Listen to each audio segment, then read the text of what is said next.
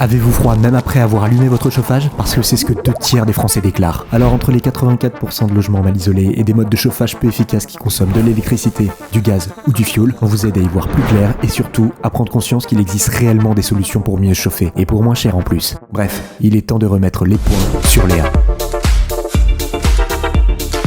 Vous n'êtes pas passé à côté de l'augmentation des prix d'absolument tout ce qui peut s'acheter sur cette planète. Le pire, c'est que dans le secteur de l'énergie, c'est pas vraiment sur le point de s'arrêter. C'est simple, le prix de gros du mégawattheure passe de 50 € en 2021 à 1000 € en ce milieu d'année 2023. Une inflation causée par l'après-Covid, le manque de matières premières, le contexte géopolitique et l'arrêt de quelques-uns de nos réacteurs nucléaires. Pour les particuliers, la hausse est plus faible grâce au bouclier tarifaire et au chèque énergie instauré par l'État. Mais malgré ces mesures, les augmentations devraient tout de même se faire ressentir au cours de l'automne 2023-2024. Alors quand on sait que parmi les Français, 42% se chauffent au gaz et 53% se chauffent avec de l'électricité, on craint pour nos portefeuilles. Eh bien, fort heureusement, des solutions existent. D'abord, si vous souhaitez conserver votre installation, on peut parler du fameux degré en moins pour réduire votre consommation de 7%. Magique.